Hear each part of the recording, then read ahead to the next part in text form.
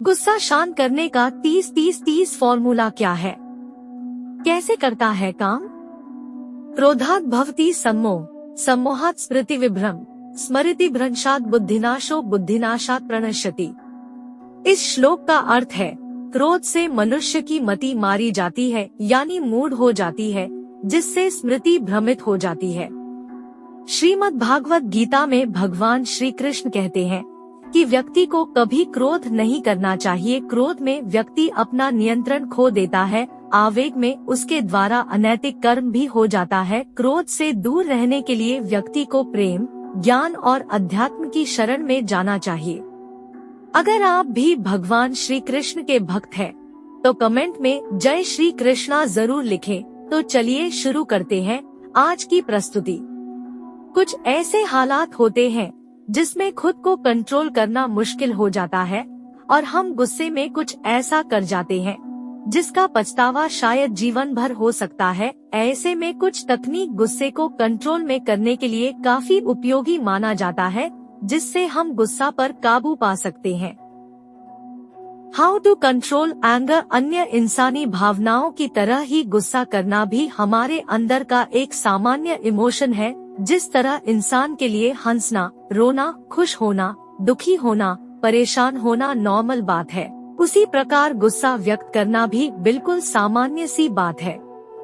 लेकिन अगर गुस्सा आपके ऊपर हावी होने लगे और आप खुद का नुकसान करने लगे तो इसका पछतावा आपको जीवन भर हो सकता है।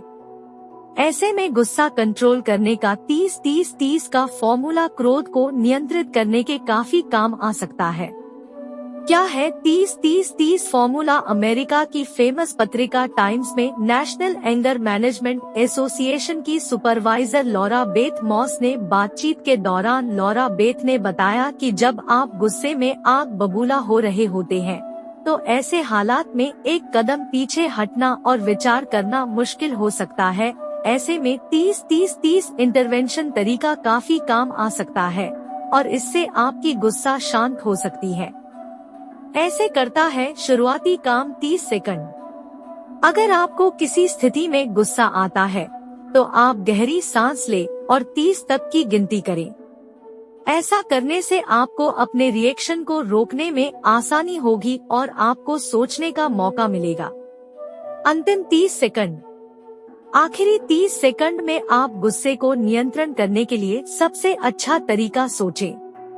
इस तरह आप गुस्से को नई दिशा में ले जा सकेंगे और रिएक्शन से बचेंगे। 30-30-30 इंटरवेंशन का यह फॉर्मूला आपको विचारशील बनाने और गुस्से को नियंत्रित करने के अलावा कठिन हालात से बचने और इमोशन को पॉजिटिव तरीके से डील करने में मदद करता है और ऐसा करने से आपको अनेक तरह से फायदा मिलेगा।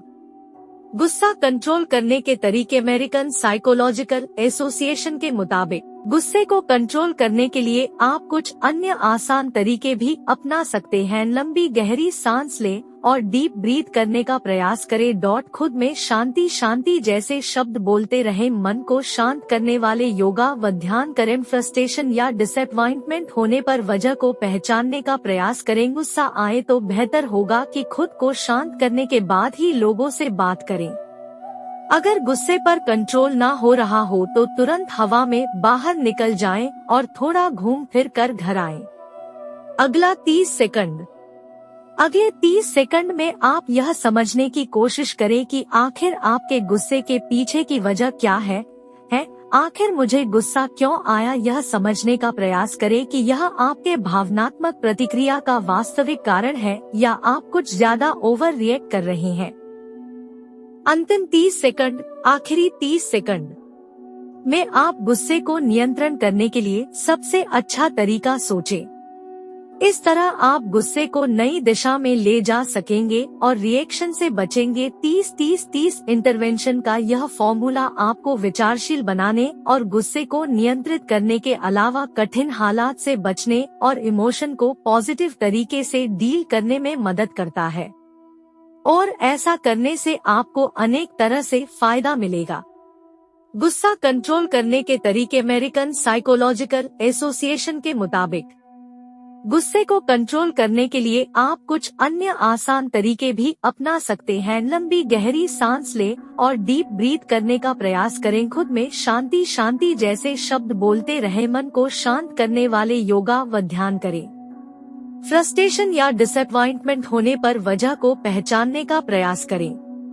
गुस्सा आए तो बेहतर होगा कि खुद को शांत करने के बाद ही लोगों से बात करें। अगर गुस्से पर कंट्रोल ना हो रहा हो तो तुरंत हवा में बाहर निकल जाएं और थोड़ा घूम फिर कर घर आएं। आज के लिए बस इतना ही। उम्मीद करती हूँ आपको यह जानकारी अच्छी लगी होगी।